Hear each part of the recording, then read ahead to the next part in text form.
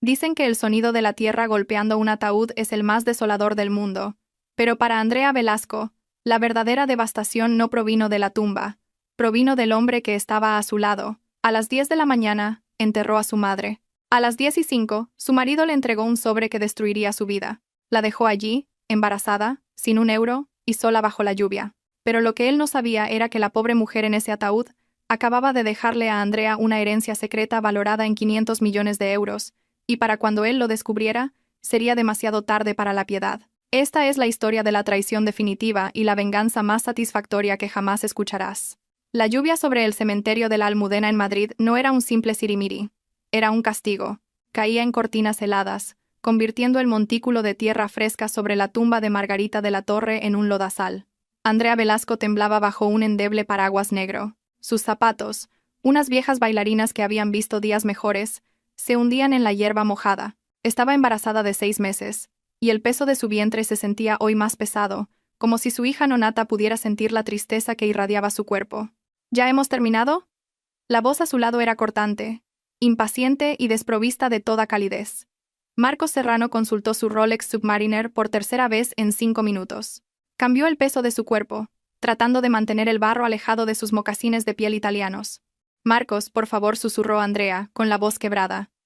No han pasado ni 10 minutos desde que se fue el sacerdote. Solo... necesito un momento con mamá. Marcos suspiró, una exhalación sonora y teatral que se convirtió en vaho blanco en el aire frío. Andrea, mira a tu alrededor. No hay nadie. Solo nosotros y el sepulturero esperando a que nos vayamos para poder terminar su trabajo. Tu madre se ha ido. Quedarte aquí para coger una pulmonía no la va a traer de vuelta. Andrea bajó la vista hacia la sencilla cruz de madera. Todavía no podía permitirse una lápida. Su madre, Margarita, había muerto de un derrame cerebral repentino, dejando atrás un pequeño y desordenado apartamento y una montaña de facturas médicas sin pagar. O eso creía Andrea. Margarita había sido excéntrica, viviendo en silencio, a menudo vistiendo ropa de segunda mano y recortando cupones. Marcos siempre la había despreciado. La llamaba parásita y una carga.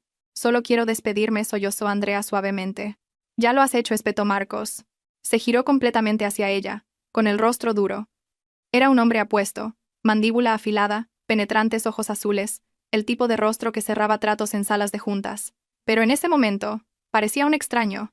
De hecho, ya que estamos aquí, no hay un buen momento para hacer esto, así que voy a arrancar la tirita de golpe. Andrea se secó los ojos, confundida. ¿Hacer qué? Marcos metió la mano en el bolsillo interior de su gabardina recién lavada en la tintorería. Sacó un grueso sobre de papel manila. No era una tarjeta de condolencia. Se lo metió en la mano libre. ¿Qué es esto?, preguntó Andrea, sintiendo el papel húmedo bajo sus dedos. ¿Los papeles del divorcio?, dijo Marcos con calma. La forma en que lo dijo fue terriblemente casual, como si estuviera pidiendo un café. Yo ya he firmado mi parte. Mi abogado, Jaime P. Montero, se pondrá en contacto contigo para la logística, pero quiero que te vayas del ático para mañana por la tarde. El mundo se detuvo, la lluvia pareció congelarse en el aire. Marcos, ¿qué?, jadeó Andrea, agarrándose el estómago. Estoy embarazada de tu hija. Mi madre acaba de morir. La estamos enterrando ahora mismo. Sé que el momento no es ideal, dijo Marcos, ajustándose los puños. Pero no puedo seguir con esto, Andrea. Estoy a punto de ser nombrado socio en Del Bosque Partners. Necesito una esposa que encaje en esa vida. Una esposa que sea un activo, no un pasivo. ¿Un pasivo?, gritó Andrea, dejando caer el paraguas. La lluvia empapó instantáneamente su cabello, pegándoselo a su pálido rostro. Te he apoyado durante 5 años. Tuve 2 trabajos mientras terminabas la carrera de Derecho. Yo pagué este traje que llevas puesto. Y lo aprecio, dijo Marcos con frialdad. Pero hemos evolucionado en direcciones opuestas. Mírate, Andrea. Eres un ratoncito, vistes harapos, no tienes ambición. Y, francamente, no quiero estar atado a la pobreza de tu familia nunca más. No quiero que nuestro hijo se críe con esa mentalidad de fracaso. ¿Hay otra, verdad?, preguntó Andrea, su intuición gritando. Marcos hizo una pausa. Una sonrisa cruel se dibujó en la comisura de sus labios. Sofía. Es la hija del socio principal. Ella me entiende, Andrea. Ella comprende el mundo en el que vivo. Sofía. La mujer que Marcos había contratado como consultora hacía 3 meses. La mujer que le sonreía demasiado en la fiesta de Navidad. Me estás dejando a mí y a tu hija nonata por la hija de tu jefe. Estoy asegurando mi futuro, corrigió Marcos, Te he dejado 5.000 euros en la cuenta conjunta.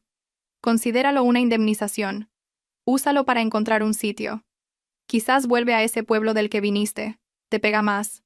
Se dio la vuelta y comenzó a caminar hacia su BMW X5 plateado, aparcado en el camino de asfalto. Marcos, no puedes dejarme aquí, gritó Andrea, el viento arrancándole el sonido de la garganta. ¡No tengo coche!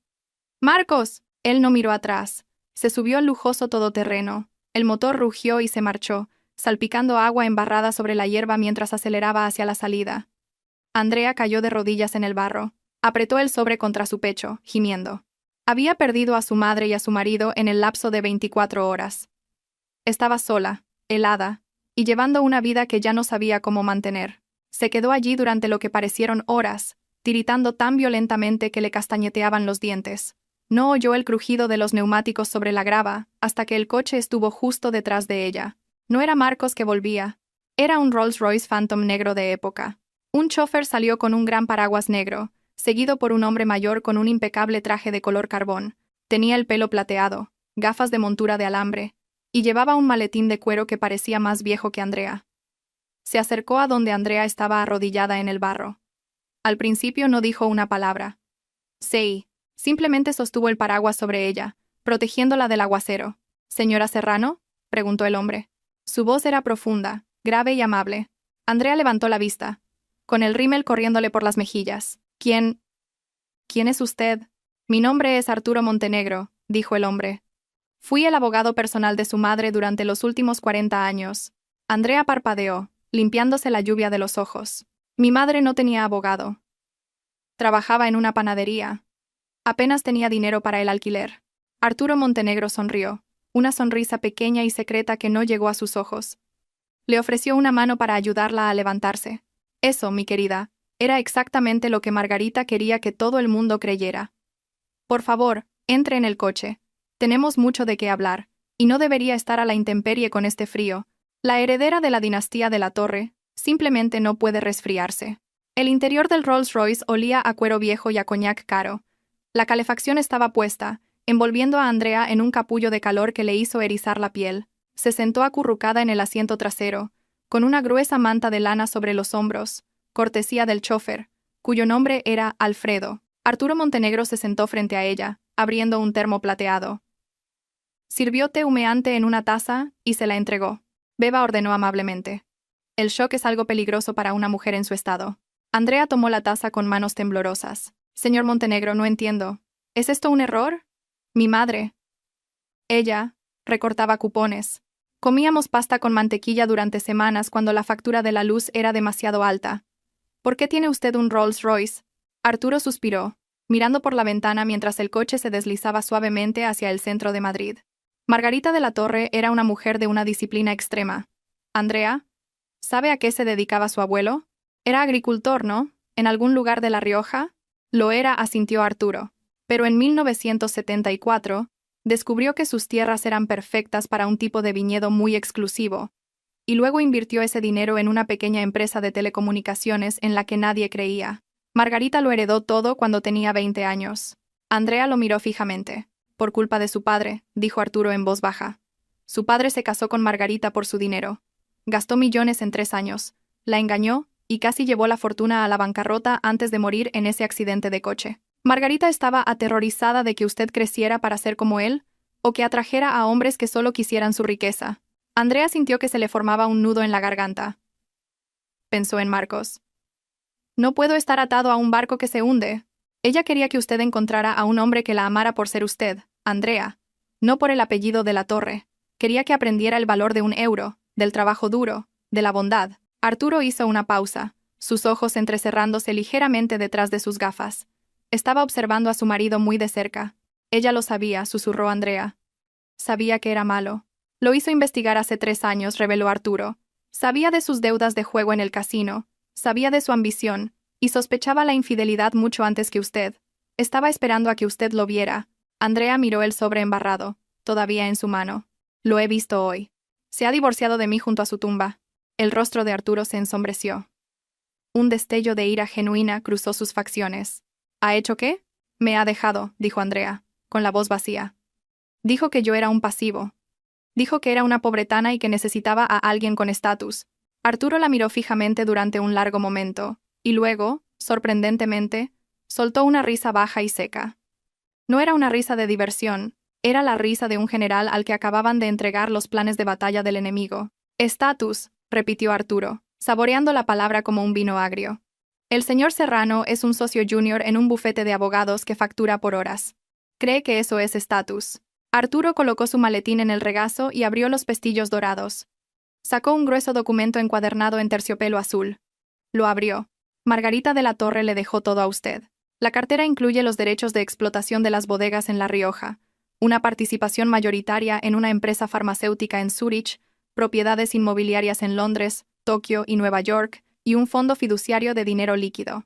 Andrea se sintió mareada. ¿Cuánto? ¿Cuánto vale? Arturo la miró directamente a los ojos. Después de impuestos, la valoración actual del patrimonio de la torre asciende a aproximadamente 520 millones de euros. Andrea dejó caer la taza de té. No se rompió, pero el líquido caliente se derramó sobre las alfombrillas. No podía respirar. 500 millones de euros. Pero Arturo levantó un dedo. Hay una condición. Su madre sabía que usted era de corazón blando, Andrea. Le preocupaba que si heredaba este dinero estando casada con un hombre como Marcos, él la manipularía para que le diera el control. Andrea miró los papeles del divorcio en su regazo. Marcos acababa de entregarle la llave de la fortuna. Al divorciarse de ella, había cumplido la condición. Él... Lo hizo él mismo, susurró Andrea. Precisamente, dijo Arturo. Técnicamente, como él presentó los papeles antes de que usted reclamara la herencia, y dado que en España el régimen por defecto es el de bienes gananciales, pero las herencias suelen ser privativas, especialmente con esta estructura de fideicomiso, él tiene derecho a exactamente 0 céntimos de este dinero. Arturo se inclinó hacia adelante.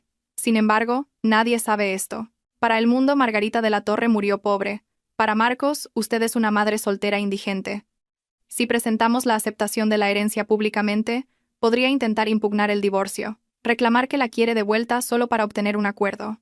Las lágrimas de Andrea se habían secado. En su lugar, una brasa fría y dura comenzó a arder en su pecho. Pensó en Marcos marchándose. Pensó en él llamándola un pasivo. Pensó en Sofía, la mujer, ocupando su lugar. Él quiere el divorcio, dijo Andrea, su voz temblando, pero esta vez de rabia, no de tristeza. Le daré el divorcio, pero no quiero que sepa lo del dinero. Todavía no. Arturo sonrió. Y esta vez fue la sonrisa de un depredador. Esperaba que dijera eso. El silencio es nuestra mayor arma, pero necesita un lugar donde vivir. El ático está a su nombre. Sí. Bien. Que se lo quede. Tiene una hipoteca, supongo. Una enorme. Está obsesionado con las apariencias. Excelente, Arturo señaló un papel en el archivo. Sugiero que la traslademos a la finca familiar. No está en la ciudad, está en La Moraleja. ¿La Moraleja?, preguntó Andrea. Allí era donde vivían los multimillonarios. Usted tiene una mansión en La Moraleja, corrigió Arturo. Ha estado vacía durante 10 años, mantenida por el personal esperándola. Pero primero Arturo miró su vestido embarrado, sus zapatos gastados, su pelo desordenado. Si vamos a ir a la guerra, señora Serrano, o debería decir, señorita de la Torre, necesitamos armarla. Marcos Serrano destrozó a Andrea, pero nunca ha conocido a la mujer que está a punto de ocupar su lugar. Arturo cogió el teléfono del coche. Alfredo, llévenos al Ritz y llame al personal shopper del Corte Inglés. Necesitamos un vestuario completo enviado a la suite presidencial. Premamá, pero feroz. Andrea se tocó el vientre. Dijo que quería un futuro. Susurró a la lluvia que rayaba la ventana. Voy a comprar su futuro. 3 días después del funeral, Andrea entró en las elegantes oficinas de cristal de Del Bosque Partners. Llevaba una chaqueta de punto gris que le quedaba un poco grande, vaqueros deshilachados y zapatillas de deporte. Se veía exactamente como Marcos quería que fuera, derrotada, pobre e insignificante. La recepcionista, una joven con mechas perfectas, miró a Andrea con un desdén apenas disimulado. Las entregas van a la entrada de servicio, por detrás. Vengo a ver a Marcos Serrano, dijo Andrea en voz baja, agarrando su bolso. Soy su esposa. La recepcionista parpadeó, sus ojos recorriendo el atuendo de Andrea. Ah, la esposa, claro. Está en la sala de conferencias B. Dijo que te hiciera pasar directamente. Tiene prisa. Andrea caminó por el pasillo. Podía sentir los ojos de los asistentes legales y los abogados junior sobre ella. Todos lo sabían. En un bufete como este, los cotilleos viajaban más rápido que las transferencias bancarias. Sabían que Marcos estaba dejando a su esposa embarazada por la hija del jefe. Probablemente tenían una porra sobre si lloraría. Abrió la pesada puerta de roble. Marcos estaba sentado a la cabeza de una larga mesa de caoba. A su lado se sentaba un hombre que parecía un bulldog con traje, Jaime P. Montero, su abogado de divorcio. Y sentada en un rincón, mirando su teléfono, estaba Sofía. Sofía era rubia, hermosa, y llevaba un vestido que costaba más que el antiguo salario anual de Andrea. Cuando Andrea entró, Sofía ni siquiera se levantó. Solo sonrió con suficiencia. «Llegas tarde», dijo Marcos, sin levantar la vista de sus papeles. «Tengo una comida de negocios a la 1. Tuve que coger el autobús», mintió Andrea. Su Rolls Royce estaba en realidad aparcado a 3 calles, con Alfredo vigilándolo como un halcón. «Aquí está el acuerdo, Jaime P». Montero deslizó un documento sobre la mesa. Como se discutió, Marcos proporciona una suma única de 5.000 euros, sin pensión compensatoria, sin derecho a sus ganancias futuras. Usted obtiene la custodia física total de la niña, pero Marcos se reserva el derecho de visita a su discreción. ¿Derecho de visita?, preguntó Andrea, con la voz temblando ligeramente. ¿Quieres ver a la niña? Lenguaje legal estándar, dijo Marcos con desdén. Dudo que tenga mucho tiempo. Con el camino hacia ser socio y nuestra nueva vida, miró a Sofía. Pero queda bien sobre el papel tener la opción. A Andrea le costó toda su fuerza de voluntad no lanzarse sobre la mesa. Queda bien sobre el papel. Eso era todo lo que su hija era para él. Una cláusula. Una nota a pie de página. Y si firmo esto, dijo Andrea, hemos terminado por completo. Irrevocablemente, dijo Jaime. En el momento en que el juez selle esto, serán legalmente extraños. Andrea cogió el bolígrafo. Su mano se cernió sobre el papel. Marcos dijo, mirándolo a los ojos. ¿Estás seguro? Una vez que firme esto, no podrás volver nunca, pase lo que pase. Marcos se rió. Fue un sonido frío y compasivo. Andrea, mírate a ti y mírame a mí. Créeme, no voy a volver. Solo firma los papeles para que todos podamos seguir adelante. Sofía soltó una risita en el rincón. Idealmente, antes de mi reserva para comer, por favor. Andrea bajó el bolígrafo. Firmó su nombre, Andrea Velasco de la Torre. Empujó los papeles de vuelta. Me quedo con mi apellido de soltera, dijo en voz baja. Ya no quiero el tuyo. ¿Por mí? Bien, Marcos agarró los papeles, comprobando la firma. Jaime, presenta esto inmediatamente. Andrea, el cheque está en camino. Buena suerte con lo que sea que hagas. Se levantó, ofreció su brazo a Sofía y salió de la habitación sin mirar atrás. No preguntó cómo estaba el bebé. No preguntó dónde estaba durmiendo. Simplemente se fue hacia su brillante y reluciente futuro. Andrea esperó hasta que la puerta hizo clic al cerrarse. Entonces se levantó. Se alisó la chaqueta. Su postura cambió. La espalda encorvada desapareció, reemplazada por una columna vertebral de acero. Salió del edificio, ignorando a la recepcionista. Caminó 3 calles hasta el Rolls Royce que la esperaba. Alfredo abrió la puerta. Arturo Montenegro la esperaba dentro con una copa de cava. ¿Está hecho?, preguntó. Está hecho, dijo Andrea, con la voz gélida. Cree que soy una indigente, cree que ha ganado. Arturo chocó su copa contra la de ella. El enemigo más peligroso, mi querida, es el que crees que está muerto. Ahora, vamos a casa. El coche salió de la ciudad, cruzando hacia la exclusiva urbanización de La Moraleja. Pasaron por puertas de hierro y oro, caminos de entrada ocultos por enormes cedros. Finalmente, giraron hacia un camino de entrada que parecía extenderse por kilómetros. La finca de la Torre no era una casa. Era un santuario, una fortaleza moderna de cristal, piedra y madera con vistas a los jardines. Tenía 6 dormitorios, una biblioteca, un muelle privado en un lago artificial y un personal de 5 personas que habían jurado secreto absoluto. Cuando Andrea salió del coche, la jefa de la casa, una mujer maternal llamada señora Jiménez, inclinó la cabeza. Bienvenida a casa, señorita de la Torre. Hemos preparado la habitación del bebé. Andrea recorrió la casa, su mano rozando las superficies de mármol importado. Se detuvo en la habitación del bebé. Estaba pintada de un suave color crema, con una cuna que parecía pertenecer a la realeza. Se acercó a la ventana de suelo a techo y miró las grises aguas del lago. En algún lugar al otro lado de esa urbanización, en un abarrotado ático del centro, Marcos celebraba su libertad. «Disfrútalo», Marcos susurró, con la mano apoyada en su vientre. «Disfruta de tu pequeña victoria. Porque cuando termine contigo, no te quedará ni un nombre que firmar». 6 meses después, Marcos Serrano se ajustaba la corbata en el espejo del baño de Del Bosque Partners. Parecía cansado. Tenía ojeras que el corrector no podía ocultar del todo. La vida con Sofía no era el cuento de hadas que había imaginado. Resultó que Sofía no era solo de alto mantenimiento, era un agujero negro financiero. Exigía días de spa semanales, coches nuevos y vacaciones a Ibiza. Marcos ganaba buen dinero, pero se estaba desangrando para mantener su estilo de vida. Vivía de cheque en cheque con un sueldo de 6 cifras. Peor aún, el ascenso a socio principal aún no se había materializado. Su suegro, el jefe, seguía colgándolo como una zanahoria en un palo. Solo un cliente grande más. Marcos, trae una ballena y el puesto de socio es tuyo. Marcos se echó agua en la cara. Necesitaba una victoria. Necesitaba un milagro. Volvió a su escritorio donde su asistente, un joven nervioso llamado Gregorio, esperaba. Señor Serrano, tartamudeó Gregorio. Tiene una llamada en la línea 1. Es el Grupo Aurelius. Marcos se quedó helado. El Grupo Aurelius. Eran una leyenda fantasma en el mundo de la inversión, una firma de capital privado con sede en Zúrich que había surgido de la nada hacía 6 meses. Estaban comprando activos en dificultades, startups tecnológicas y bienes raíces por todo el país. Nadie sabía quién era el CEO.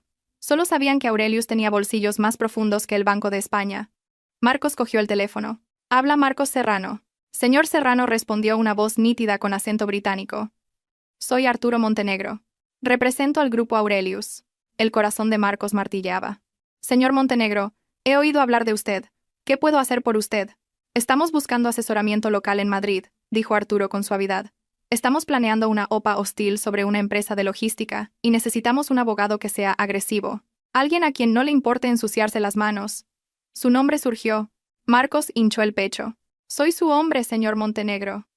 Agresivo es mi segundo nombre. Excelente. Sin embargo, el Grupo Aurelius valora la privacidad por encima de todo. Usted reportará directamente a mí. Nunca conocerá a la junta directiva y priorizará nuestros casos por encima de todos los demás clientes. A cambio, estamos dispuestos a pagarle unos honorarios de 50.000 euros al mes, más las horas facturables. 50.000. Eso era más que su salario base. Era suficiente para pagar sus tarjetas de crédito, comprarle a Sofía el collar de diamantes que le pedía y finalmente asegurar el puesto de socio. Acepto, dijo Marcos, casi demasiado rápido. ¿Cuándo empezamos? Inmediatamente, dijo Arturo. Le envío los archivos ahora. No nos falle, señor Serrano. El presidente de Aurelius es implacable. Marcos colgó el teléfono y dio un puñetazo al aire. Sí. No sabía que a 5 kilómetros de distancia, en el soleado estudio de la finca de la Torre, Arturo Montenegro colgaba el teléfono y miraba a la mujer sentada en la silla de cuero de respaldo alto. Andrea no se parecía en nada a la mujer del cementerio. El peso extra del embarazo había desaparecido, reemplazado por un físico esbelto y atlético perfeccionado por un entrenador personal. Su cabello, antes de un castaño apagado, era ahora de un castaño rico y brillante cortado en un bob asimétrico y afilado que gritaba poder. Llevaba un traje blanco a medida que costaba más que el coche de Marcos. En sus brazos sostenía a una niña de 3 meses con brillantes ojos azules. Victoria. ¿Ha picado el anzuelo?, preguntó Andrea, meciendo suavemente a Victoria. Con sedal y plomada, dijo Arturo, sirviéndose un brandy de Jerez. Ni siquiera ha leído los términos del contrato que le envié. Está desesperado por dinero. Bien, dijo Andrea.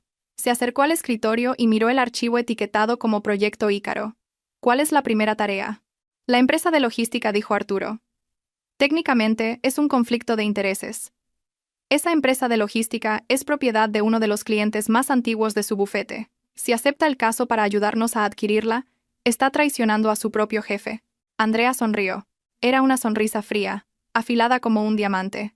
Dijo que quería una esposa que fuera un activo. Voy a convertirlo en el mayor pasivo que su bufete haya visto jamás. Déjale que acepte el caso. Déjale que destruya su reputación para complacernos. Y cuando haya quemado todos sus puentes, cortamos la cuerda, terminó Arturo. Andrea miró a Victoria. La bebé gorjeó, alcanzando el collar de oro de Andrea. Nos dejó en el barro. Vicky, susurró Andrea a la bebé. Ahora vamos a enterrarlo en oro. La trampa está tendida. Durante los siguientes 3 meses, Marcos Serrano trabajó como un perro. Se perdió cenas con Sofía. Se perdió eventos del bufete. Estaba obsesionado con complacer al misterioso Grupo Aurelius. El dinero era embriagador. Los cheques mensuales se cobraban al instante. Marcos compró un nuevo Porsche. Trasladó a Sofía a un ático aún más grande. Se sentía invencible. No se dio cuenta de que cada caso que Arturo le daba era una trampa. Primero, fue el conflicto de intereses con la empresa de logística.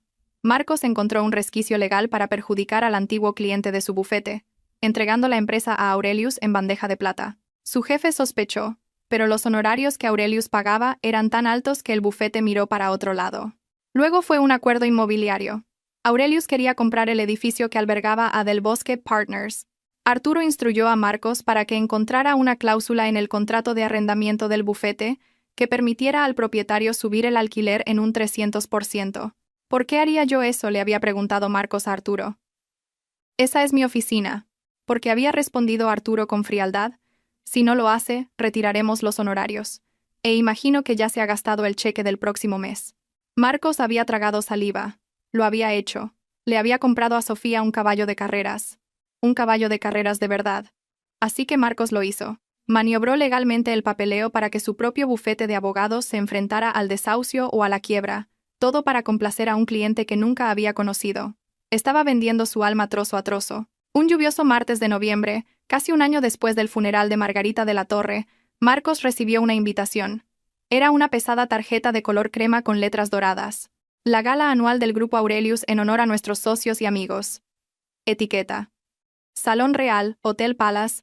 Por fin, dijo Marcos a Sofía, agitando la invitación. Por fin voy a conocer al presidente.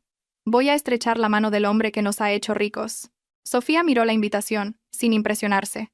Ya era hora. Necesito llevar algo a medida. No pueden verme con ropa de confección. Compra lo que quieras, dijo Marcos, sus ojos brillando de codicia. Después de esta noche, voy a pedir un puesto en la junta. Soy el chico de oro, Sofía. Soy intocable. Marcos no sabía que el presidente no era un hombre. No sabía que las paredes se estaban cerrando. Y ciertamente no sabía que la lista de invitados no solo lo incluía a él, sino a su jefe, a los socios de su jefe y a todas las personas a las que había traicionado para llegar allí. No era una fiesta, era una ejecución, y Andrea Velasco estaba lista para blandir el hacha. El salón real del Hotel Palace era un mar de smokines negros y diamantes brillantes.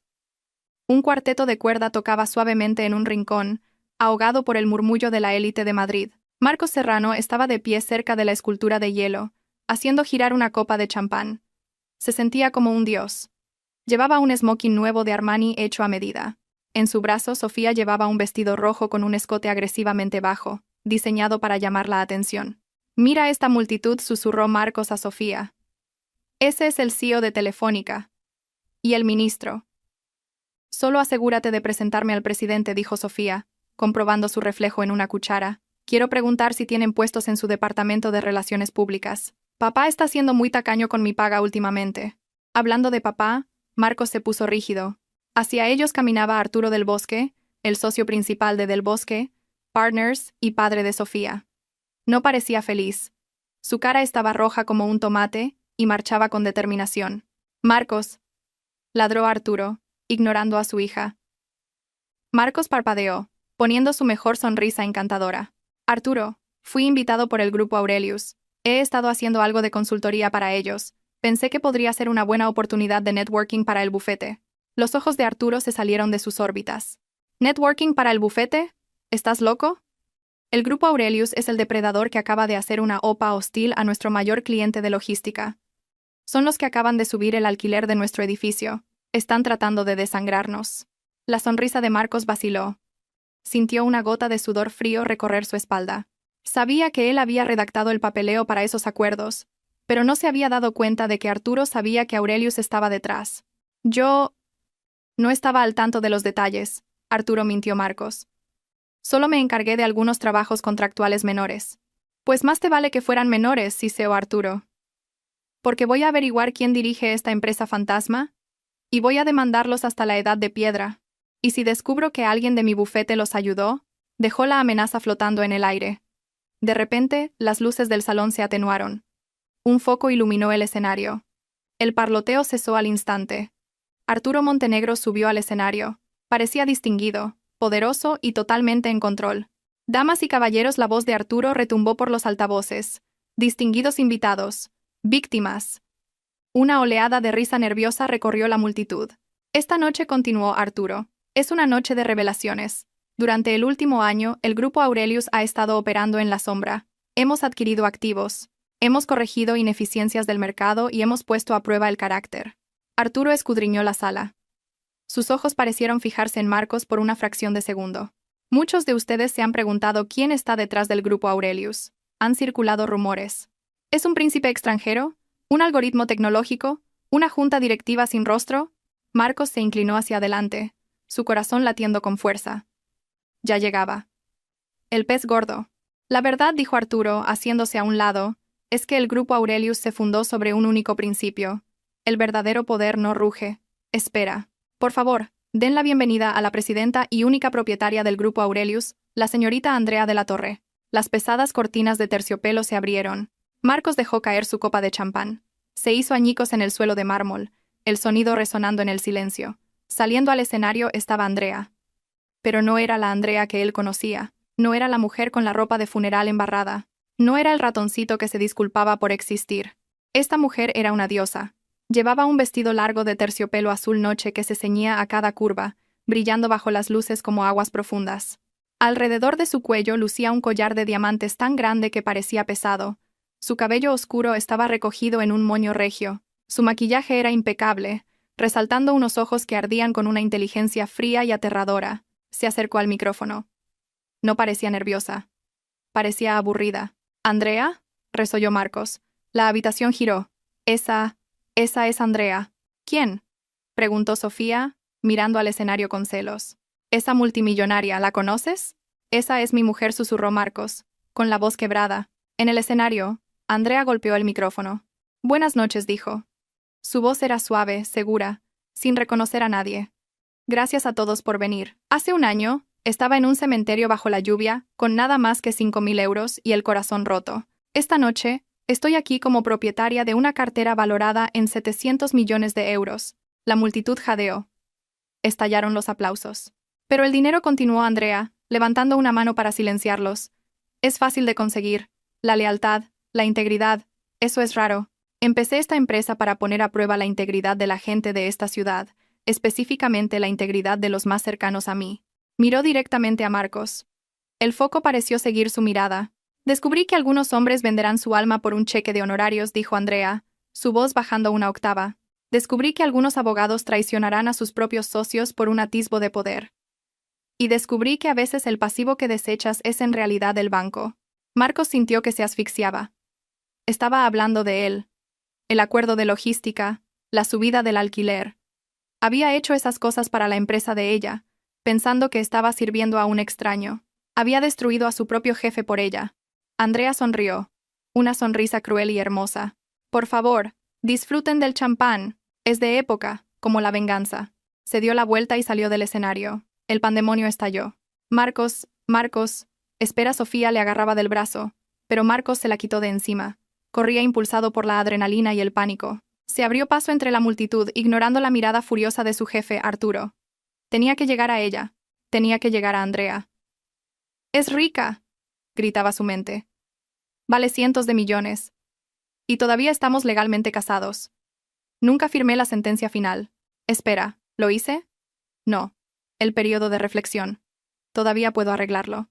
Llegó a la sección VIP, bloqueada por 2 enormes guardias de seguridad. «¡Quítense de mi camino!», gritó Marcos. «Esa es mi mujer. Tengo derecho a verla».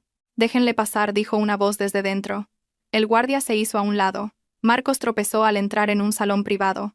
Andrea estaba sentada en un sofá de terciopelo, bebiendo agua. Arturo Montenegro estaba de pie detrás de ella como un centinela. Andrea no se levantó. Lo miró por encima del borde de su vaso. «Hola, Marcos. Pareces sudoroso. ¿El smoking es de alquiler?» «¿Andrea?», jadeó Marcos, cayendo de rodillas frente a ella. «Andrea, Dios mío. ¿Por qué no me lo dijiste? ¿Por qué lo ocultaste? ¿Habría importado?», preguntó Andrea fríamente. «Si te lo hubiera dicho en el funeral, ¿te habrías quedado? ¿O te habrías quedado por el dinero?». «Me habría quedado porque eres mi mujer», mintió Marcos, intentando cogerle la mano. Andrea la apartó como si estuviera enfermo. «No estamos casados», Marcos dijo. «El divorcio finalizó hace 3 meses.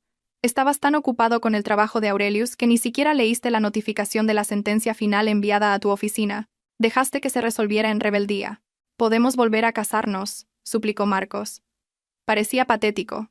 La arrogancia había desaparecido, reemplazada por una codicia desnuda. «Tenemos una hija. Quiero ser un padre, Andrea. Quiero ser una familia». Andrea se rió. Fue un sonido oscuro. Arturo dijo: «Muéstraselo». Arturo dio un paso adelante y dejó caer un grueso archivo sobre la mesa. «¿Qué es esto?», preguntó Marcos. «Esto», dijo Arturo, «es una recopilación de cada correo electrónico, cada contrato y cada transacción que usted facilitó para el Grupo Aurelius durante los últimos 6 meses. Detalla cómo actuó a sabiendas en contra de los intereses de su empleador, Del Bosque Partners. Demuestra que violó su deber fiduciario. Demuestra que cometió negligencia profesional y fraude». Marcos palideció. Tú me contrataste para hacer eso. Me engañaste. Te ofrecí una soga», corrigió Andrea. «Tú elegiste ahorcarte con ella. No tenías que aceptar el caso de logística. No tenías que perjudicar a tu jefe con el acuerdo del alquiler. Lo hiciste por el dinero. Lo hiciste porque no tienes brújula moral». La puerta del salón VIP se abrió de golpe. Arturo del Bosque entró furioso, seguido de Sofía. «Ahí estás», rugió Arturo a Marcos. «Acabo de hablar con el asociado del señor Montenegro fuera. ¿Es verdad? ¿Representaste a la empresa que estaba atacando nuestro bufete? ¿Me traicionaste, Marcos?» Marcos se levantó de un salto, mirando entre Andrea y Arturo. «Arturo, por favor, déjame explicar. Fue una trampa. Ella me tendió una trampa. Aceptó los cheques, señor del Bosque», dijo Arturo con calma. 50.000 al mes. Depositados directamente en una cuenta que comparte con su hija. Arturo se puso morado. Miró a Marcos con puro asco. «Estás despedido. Lárgate de mi vista. Haré que te revoquen la licencia para mañana. Nunca volverás a ejercer la abogacía en este país». «Arturo, espera», gritó Marcos. Se volvió hacia Sofía. «Sofía, cariño, díselo. Somos un equipo». Sofía miró a Marcos. Miró su rostro sudoroso, su desesperación. Luego miró a Andrea, sentada allí como una reina con diamantes. Sofía hizo los cálculos. Marcos estaba despedido. Estaba a punto de ser inhabilitado. Estaba arruinado. «No me toques», espetó Sofía, retrocediendo. «Eres un perdedor, Marcos. Te dije que necesitaba un ganador. Me voy a casa con papá». Sofía se dio la vuelta y salió. Arturo la siguió, deteniéndose solo para escupir en el suelo cerca de los zapatos de Marcos. Marcos estaba solo. Se quedó en el centro de la habitación, su vida incinerada en el lapso de 5 minutos. Había perdido su trabajo, su carrera, su amante y su estatus. Se volvió lentamente hacia Andrea. «Me has arruinado», susurró. «Planeaste esto. Eres malvada». «Yo no te arruiné», Marcos, dijo Andrea, levantándose por fin. Se elevaba sobre él con sus tacones. «Solo te dejé ser tú mismo». Cogió su bolso de mano. «Ah, y una última cosa», dijo, deteniéndose en la puerta. «El ático. Aurelius compró la nota hipotecaria la semana pasada. Vamos a ejecutar la hipoteca. Tienes 24 horas para desalojar. Te sugiero que empieces a hacer las maletas. Mañana va a llover». Andrea salió, con Arturo siguiéndola de cerca. Marcos Serrano se desplomó en el sofá de terciopelo, hundiendo la cara entre las manos. Afuera, los aplausos para la presidenta continuaban, fuertes y atronadores. El descenso desde el ático hasta el arroyo no fue una caída libre. Fue un descenso agotador y agónico que despojó a Marcos Serrano de cada capa de su identidad. Comenzó la mañana después de la gala. El aviso de ejecución hipotecaria en la puerta del ático era de un naranja neón, un grito chillón contra la cara madera de caoba.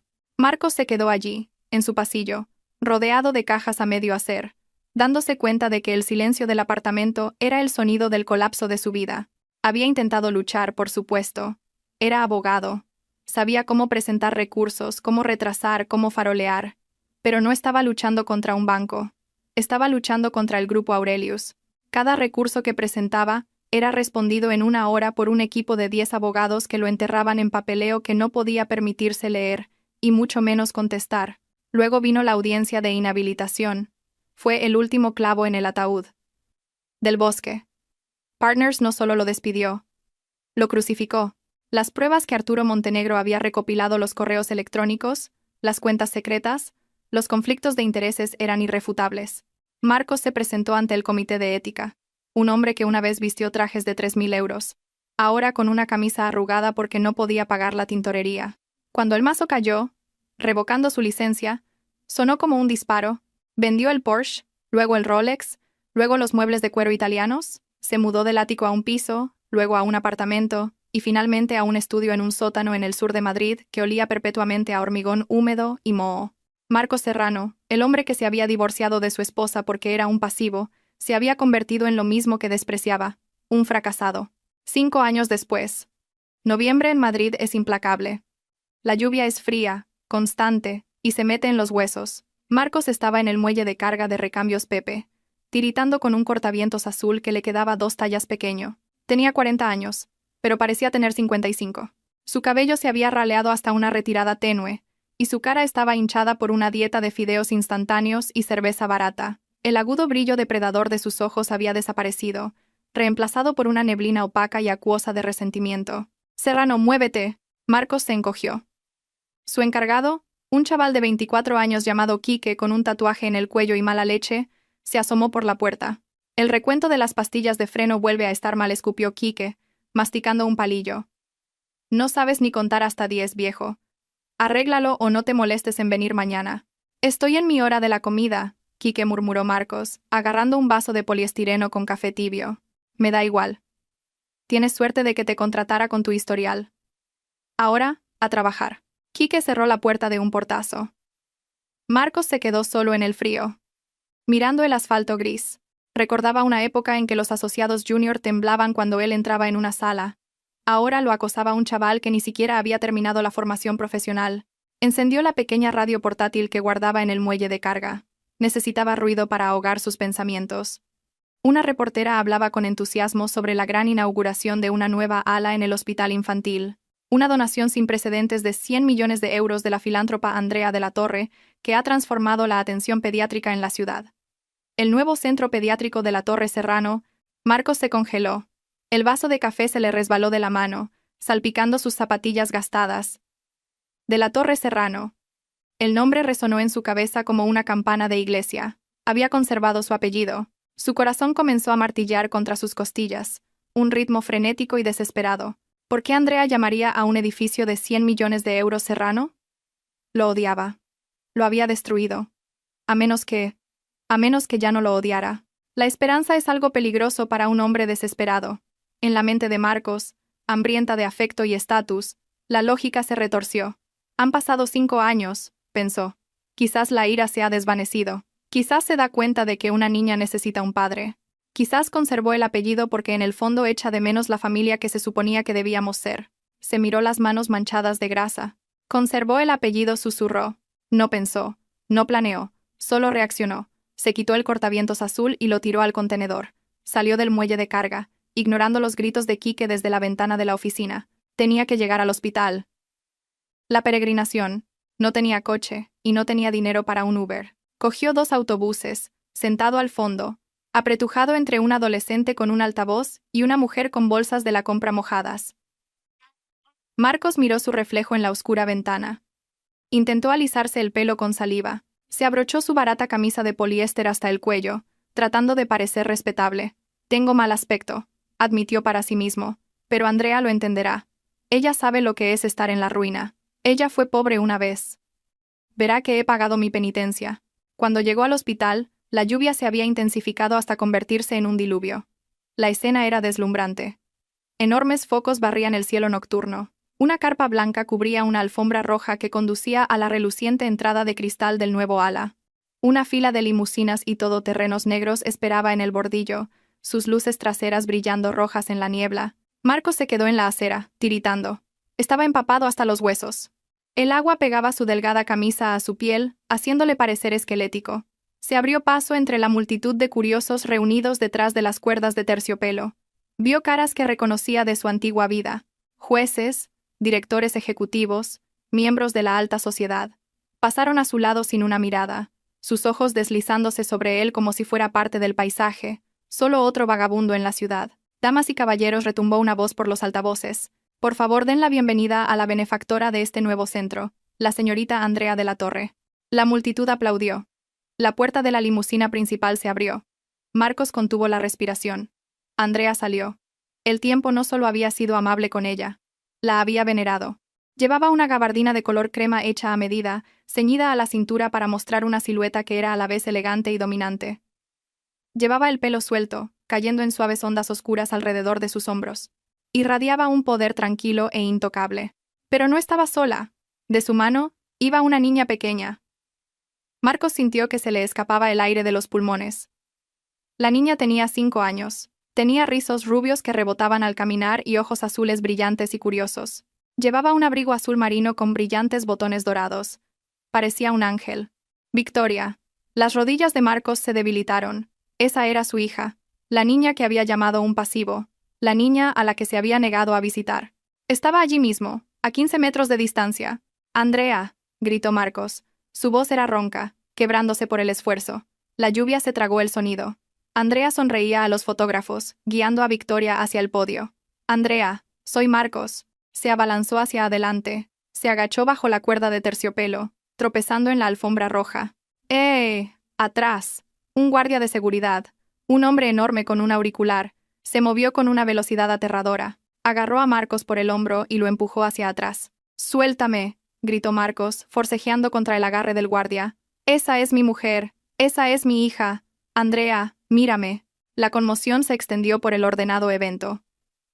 Los fotógrafos apartaron sus objetivos del corte de cinta y los dirigieron hacia la lucha. Los flashes estallaron, cegando a Marcos. Andrea se detuvo. No se inmutó. Simplemente se detuvo, su mano apretando protectoramente el hombro de Victoria. Se giró lentamente. El silencio que cayó sobre la entrada fue pesado. El único sonido era el siseo de la lluvia y la respiración entrecortada y desesperada de Marcos. «Andrea», jadeó Marcos, el agua goteando de su nariz. Vi el letrero. «De la Torre Serrano. Conservaste mi apellido». Andrea lo miró. Su expresión era indescifrable. No era de ira, no era de tristeza. Era la expresión educada y distante que uno podría dirigir a un extraño que acaba de interrumpir una conversación en la cena. Dio unos pasos más cerca, llevando a Victoria con ella. Arturo Montenegro, fiel como siempre, se colocó a su lado, sosteniendo un gran paraguas negro sobre ellas. «No conservé el apellido por ti, Marcos», dijo Andrea en voz baja. Su voz era tranquila, llevándose sin esfuerzo en el aire silencioso. «Lo conservé porque le pertenece a ella». Miró a Victoria. «Ella es una Serrano. Es su derecho de nacimiento. Tú le diste ese apellido y luego no le diste nada más». «Puedo cambiar eso», suplicó Marcos, extendiendo una mano temblorosa. «He cambiado, Andrea. Mírame, lo he perdido todo. Trabajo en una tienda de repuestos. Vivo en un sótano. He pagado por lo que hice. Por favor, solo déjame verla. Déjame ser un padre». Victoria se escondió detrás del abrigo de Andrea, asomándose al hombre mojado y gritón. «Mami, ¿quién es ese?», preguntó. Su voz era pequeña, inocente y aterrorizada. El corazón de Marcos se detuvo. «Dile», rezó. «Dile que soy su papá. Dile que lo siento». Andrea se arrodilló en la alfombra roja, ignorando la humedad en su caro abrigo. No miró a Marcos. Miró solo a su hija. Le apartó un rizo de la frente con una mano suave. «¿Recuerdas que te dije que a veces la gente toma malas decisiones?», preguntó Andrea a la niña. Victoria asintió. «¿Y recuerdas que te dije que a veces tenemos que dejar ir las cosas que nos hacen daño para poder hacer espacio a las cosas que nos hacen felices?» «Sí, mami». Andrea se levantó. Miró a Marcos por última vez. Sus ojos eran claros, secos y absolutamente definitivos. No quedaba odio en ellos, solo una vasta e indiferencia vacía. «Ese hombre», dijo Andrea a su hija, «es un fantasma de una historia muy antigua. No es nadie que conozcamos». Marcos sintió que su alma se hacía añicos. «Nadie que conozcamos». «Arturo», dijo Andrea, dándose la vuelta. «Entremos. Hace frío aquí fuera». «Andrea, no», gritó Marcos. El guardia de seguridad lo empujó hacia atrás con fuerza. Marcos tropezó, sus pies resbalando en el pavimento mojado. Cayó al hormigón, raspándose las palmas de las manos. Levantó la vista desde el suelo. Las puertas de cristal del centro pediátrico de la Torre Serrano se estaban abriendo. Una cálida luz dorada se derramó, iluminando la lluvia como un faro del cielo al que le estaba prohibido entrar. Vio cómo Andrea y Victoria entraban en la luz. Victoria no miró atrás. Las puertas se cerraron. La piedad final. La multitud comenzó a dispersarse, incómoda con la escena que acababan de presenciar. Los paparazzi comprobaron sus fotos, dándose cuenta de que el tipo loco no valía el titular, y siguieron adelante. Marcos se quedó en el suelo. El agua empapó sus pantalones, helándolo hasta la médula. Tiritaba tan violentamente que le castañeteaban los dientes. Había esperado ira. Podría haber luchado contra la ira. La ira significaba que todavía importaba. Pero la indiferencia, ser borrado de la historia de su propia hija, esa era una herida que nunca sanaría. Oyó el chasquido de zapatos pulidos en el pavimento. Levantó la vista. Arturo Montenegro estaba de pie sobre él. El viejo abogado lo miró con una mirada que no era cruel, pero que carecía de piedad. Era la mirada de un hombre que cuadra balances. Señor Serrano. Ella le puso mi apellido al edificio, murmuró Marcos, delirando hasta el amargo final. Se lo puso por la hija que crió sola, corrigió Arturo. Usted fue simplemente la necesidad biológica, una transacción. Arturo metió la mano en el bolsillo de su chaqueta. Sacó una cartera de cuero. Marcos lo observó. ¿Iba a ofrecerle un cheque? ¿Un acuerdo? ¿10.000 euros para que se fuera? Arturo sacó un único billete. Se agachó y lo metió en el bolsillo de la camisa empapada y manchada de grasa de Marcos. ¿Qué es esto?, susurró Marcos. 5 euros, dijo Arturo. Para el autobús. Andrea mencionó que recordaba el día que la dejó en el cementerio. Usted le dejó 5.000 euros para empezar una nueva vida. Como usted ahora vale aproximadamente una milésima parte del hombre que era entonces, las matemáticas parecían apropiadas. Arturo se enderezó el abrigo. No vuelva, señor Serrano. La próxima vez, la seguridad no será tan amable. Arturo se dio la vuelta y caminó hacia la entrada del hospital, el paraguas protegiéndolo de la tormenta. Marcos se sentó solo bajo la lluvia. Metió la mano en el bolsillo y sacó el billete. Un arrugado billete de 5 euros. Miró el imponente edificio de cristal que brillaba con calidez y vida. Miró el nombre, de la Torre Serrano, grabado en acero sobre la puerta. Era un monumento a la familia que había creado y a la familia que había desechado por un ascenso que nunca llegó. Intentó levantarse, pero sus piernas pesaban. Tenía frío. Tenía un frío increíble. Marcos se rió. Fue un sonido roto y desgarrado que se convirtió en un sollozo. Se acurrucó sobre sí mismo en el pavimento mojado, apretando los 5 euros contra su pecho mientras la lluvia de Madrid caía sobre él, limpiando la calle de la suciedad, la mugre y los fantasmas. Y esa es la trágica y satisfactoria realidad del karma. Marcos pensó que podía desechar a un ser humano como basura, porque no encajaba en su estética, solo para descubrir que ella tenía las llaves del mismo reino al que él estaba desesperado por entrar. Pasó su vida persiguiendo el oro, pero en su codicia, tiró el diamante.